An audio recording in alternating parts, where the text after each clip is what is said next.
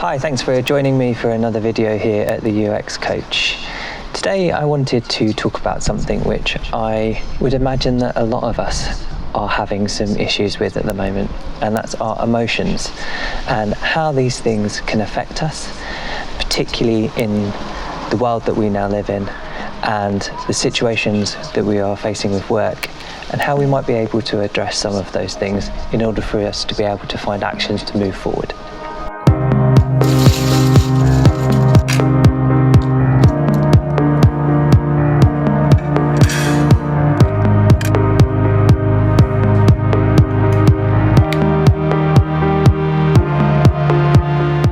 Right now we're all in a very, very strange place. Nobody will have really experienced anything like this. Hopefully no one will have to experience anything like this for a very long time after. But we find ourselves in a time where we're going to have mass unemployment, and that's really scary. And for a lot of people there's going to be a lot of questions around your job and whether you still have a job, whether your company still exists. All of these things are going to create fear and anxiety and stress and worry around a whole bunch of different things. And a lot of those things are going to be born from our own beliefs. To understand our beliefs, I see them as being assumptions which we believed to be true. And that means that our beliefs can change over time. They're not set in stone like our values are, which often underpin those beliefs. So how does this relate to our emotions? Well, our beliefs in what's happening in a particular situation or the environment that we find ourselves in drives our emotions. It dictates the way we are going to feel about what's going on because of what we believe to be true. For a lot of people right now, we're going to be scared, we're going to be afraid, we're going to be worried about loved ones, about ourselves, about what's happening in the world, and where we're going to sit in it in a few months' time when we all start to re-emerge, whether the companies that we were working for exist, whether our jobs, the types of things that we're doing are going to exist anymore. This does mean that this is a great opportunity to be able to think progressively and look to the future as to what your new life might be like, what your new career might be, particularly for those who feel that their particular sector or their particular job type may not be in as high demand as it was before. Unfortunately, for a lot of us, all we really have is time on our hands. It's up to you how you want to use that time. And I've been speaking to a lot of people through the free coaching that I have offered out, which is available to everybody, to be able to think about what happens next. What do you want to do next?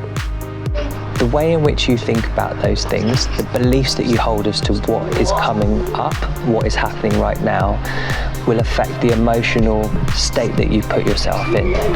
You can live in a neutral state, you can live in a negative state of fear and worry and anxiety, or you can live in a positive state of opportunity and adventure and excitement. Now those might seem like really trite things to say and very easy for me to say, here in my garden, and a lot of people don't even have this luxury. But having those thoughts allows you to change your behaviour, and that will dramatically impact the way in which you carry yourself every day. You might be at home, shut in, with people around you that you truly love, but you find that tensions start to rise, and that's because you're being driven by your emotions. Your behaviour, the way in which you act, stirs from the emotions that you're carrying in the environment that you're in. And ultimately they're the things that then influence the way that you think about the facts, the things that are around us, which are true truths. The environment, is it sunny, is it raining? These facts can be interpreted in different ways depending on what our behaviour is at that moment in time. Let's say that you have a line manager who you don't get on with. You feel like they're constantly expecting you to second guess them or mind read them. Do these sort of words sound familiar to you? We've all been there. But why do you feel like that? What is the emotion, the underlying emotion that's making you feel like that? Being able to pull back on what's going on in that emotion can help you think about the belief that you have that's underlying that emotion as to why you believe that person is acting in that particular way. And it can help you evaluate whether they are actually acting in that particular way. Next time you find yourself in a situation where things are getting heated, or perhaps you are at home right now and you're finding it stressful and difficult to communicate with one another, is just to talk about how you're feeling. If it's still working right now and you're finding things really difficult, you're emotionally finding it hard to be able to function, talk about it. Just talk about it until you can dig into that emotion and think about why you feel that way, what belief is driving that emotion. It's going to be very hard for you to change your behaviour, and without changing your behaviour you won't necessarily be able to change the way you see other people treating you and behaving, but also the way that they are just genuinely behaving, because we all impact one another. Our emotions will drive the behaviour of other people. It's a never-ending cycle of trying to create this harmonious balance, and it's hard. It's really hard. So do it for yourself. So here's some things to think about, something to give as a little experiment, something that you can take away and try and analyse something that's happened recently for you.